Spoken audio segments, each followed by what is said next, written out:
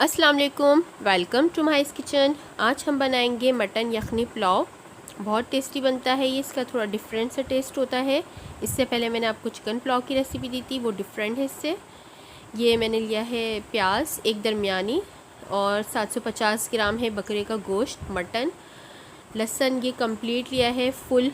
इस तरीके से कट लगा लें ताकि इसका अरोमा और टेस्ट अच्छे से शामिल हो जाए। इसकी रूट्स मैंने ये वॉश कर ली हैं। रूट्स साफ़ करना ज़रूरी है क्योंकि रूट्स के बीच में मट्टी होती है। अदरक का 3 इंच का टुकड़ा डाला है।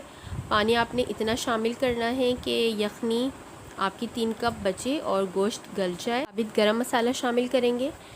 एक बड़ी इलायची ली है मैंने, काली मिर्चें ली हैं 1 टीस्पून के करीब, और ये लौंगे लिए हैं 7-8।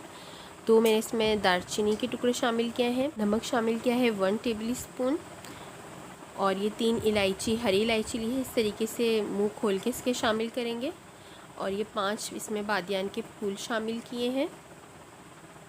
एक मलमल का कपड़ा लेकर उसके अंदर 4 टेबल स्पून सौंफ डाली है और 3 टेबल स्पून साबुत धनिया की पोटली बनाकर शामिल करेंगे। इतनी देर तक अब हमें यखनी को पकाना है कि गोश्त गल जाए, और इसके बाद हम गोश्त को सेपरेट कर लेंगे और यखनी अलग रख देंगे निकाल के। 1 कप ऑयल में 2 दरमियानी प्याज कट करके शामिल की हैं। ये प्याज फ्राई करके निकाल लेंगे। गोश्त ये गल चुका है अच्छे से। अब गोश्त को मैं ऑयल में फ्राई कर लूँगी।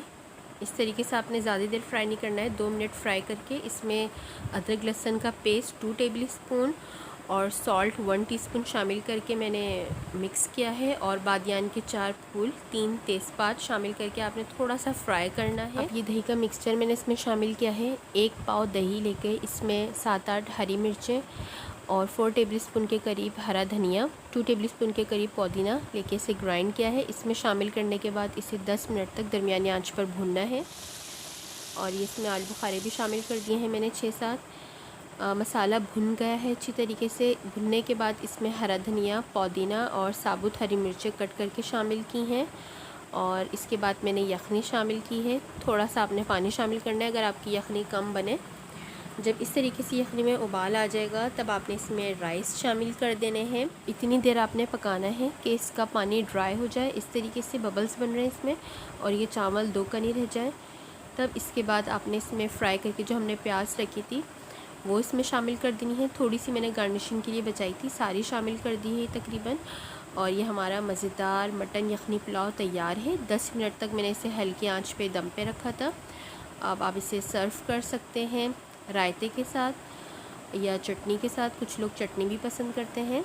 मेरे चैनल को सब्सक्राइब कीजिए और मेरी वीडियो को लाइक कीजिए, अपनी फैमिली फ्रेंड के साथ शेयर करें और बेल आइकन दबाना ना भूलें।